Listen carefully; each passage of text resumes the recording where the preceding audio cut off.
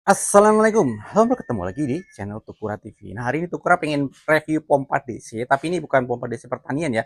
Ini adalah pompa DC yang biasa dipakai untuk mesin RO. Jadi ini yang kali ini ada adalah mesin Kojine KJ2000 ini dari Dengyuan. Jadi kalau kita lihat baca speknya ini adalah mark flow-nya 4 LPM, voltasenya 48 volt dan arusnya 3 ampere ya. Dan mark pressure-nya ini adalah 150 PSI. Jadi kalau kita bandingkan dengan pompa DC yang misalnya pertanian, coba LPM ini kan sangat rendah ya. Ini bisa 5 LPM. Cuma ini voltasenya 48 volt. Jadi kalau pompa RO itu ada yang dari 24 volt, 36 volt, dan 48 volt. Jarang yang 12 volt, saya belum pernah lihat.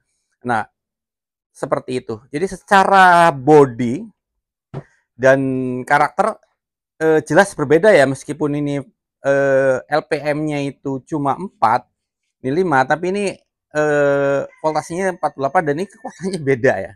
Karakternya beda. Jadi ini pompa memang didesain untuk bekerja secara terus-menerus, bisa 24 jam bahkan tanpa henti lebih dari 24 jam atau berhari-hari.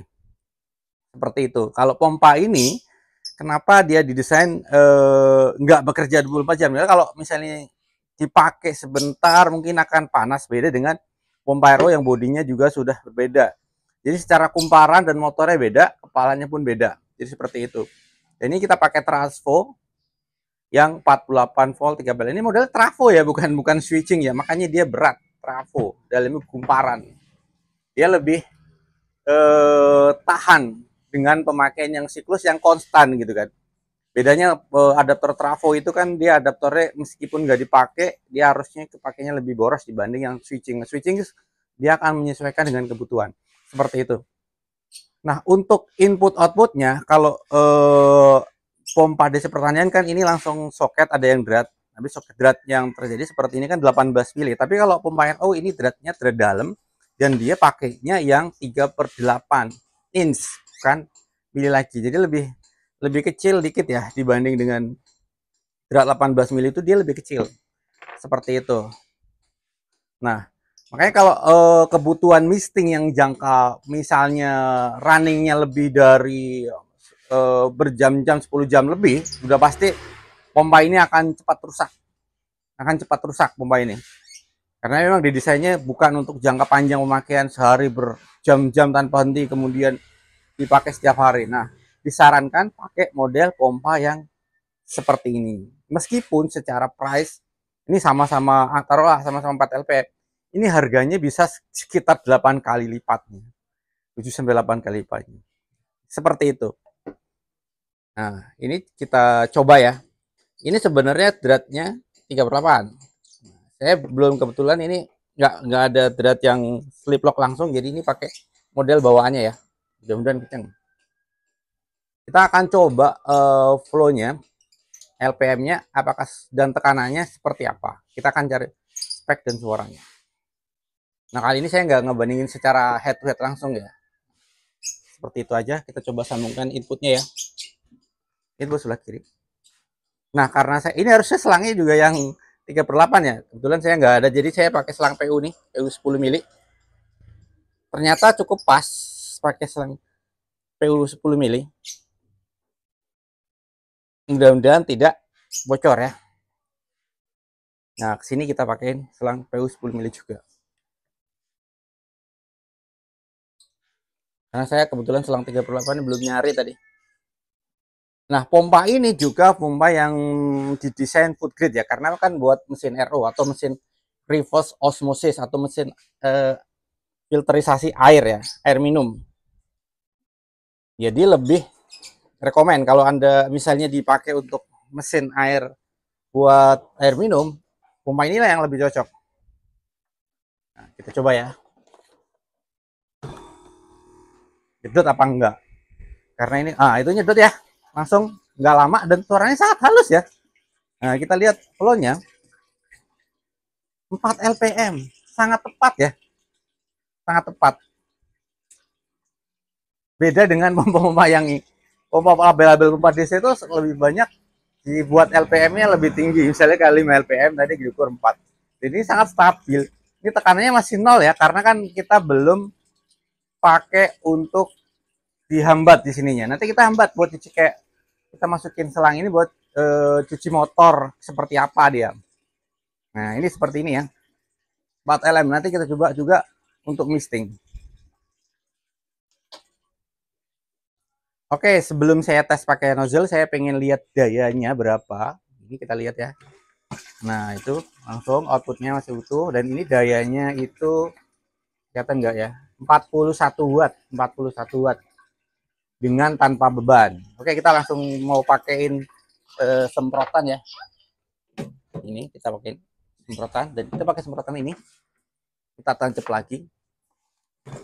Nah, tuh mantap. Ini dayanya jadi deketin 95 watt. Ini 0,54 ampere atau nanti kita lihat 93 watt, 95 watt. Oke. Tekanannya kita lihat. Tekanannya 100 PSI dan flow-nya jadi kecil ya.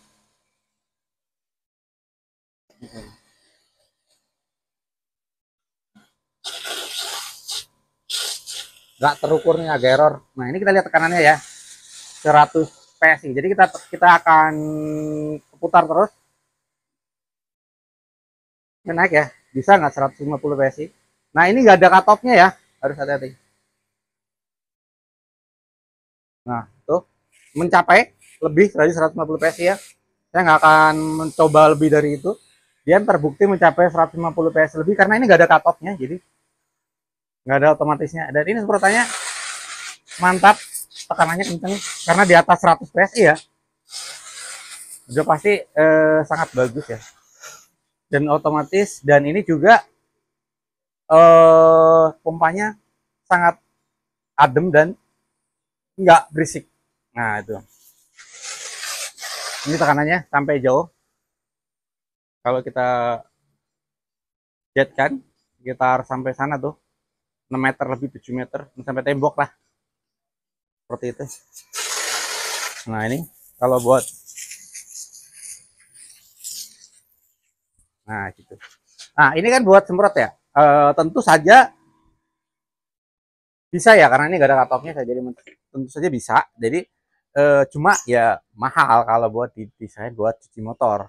Tentu aja sangat halus ya, sangat halus.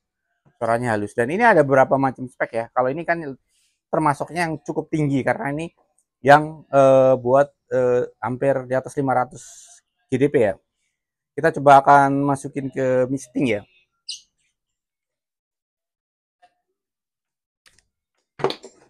Oke, ini saya sudah salurkan ke misting dan ini sangat tebal dan bagus ya, karena kalau kita lihat workingnya ini kita lihat pressure-nya itu di 150 PSI konstan dan dayanya 0,6 atau 106 watt. Jadi meningkat ya ketika dayanya makin tinggi. Jadi ini otomatis kalau tekanan makin tinggi di nozzle, otomatis tabutnya makin bagus dan tebal dan nggak mudah mampet. Ini dengan nozzle sekitar 1, 2, 3, 4, 5, 6, 7, 8, 9, 10-an, sekitar 10 ya. Itu sangat bagus hasilnya. Sangat halus, karena memang kalau kita bicara misting, makin tinggi working pressure-nya, otomatis dia makin halus dan makin kabutnya itu makin tebal. Seperti itu. Oh, itu lebih ya, ada yang ke bawah-bawah juga tuh ternyata kan nozzle-nya. Ada yang ke bawah juga. Tuh ada yang ke bawah 2. Ini ada yang ke bawah juga. Ini ada yang bawah juga. Nah, ini sangat halus ya. Ini ada yang mampet. Cross, ini yang cross. Sangat tebal. Nah, itu kalau buat misting. Seperti itu. Kira-kira ini working pressure-nya dengan jumlah titik segitu itu sangat bagus. Sampai di 150. Dan memang ini sangat rekomend sih. Memang kalau untuk harga memang relatif lebih mahal. Cuma hasil udah pasti lebih mantap dibanding pompa yang jenis ini dan tidak berisik pastinya ya. Nah, seperti itu untuk pompa Ogine KJ 2000. Tapi ya nanti kita akan tes lagi buat nozzle yang lebih lain lagi. Oke, terima kasih sudah menyimak review untuk pompa RO Kojine KJ2000 untuk pembuktian spek dan juga tekanan dan cocoknya buat apa seperti ini pompa ini. Terima kasih sudah menyimak video tuh kreatif sampai selesai. Mudah-mudahan memberikan manfaat, memberikan inspirasi. Salam sukses, sehat selalu. Sampai ketemu di video Tukura TV berikutnya. Wassalamualaikum warahmatullahi wabarakatuh.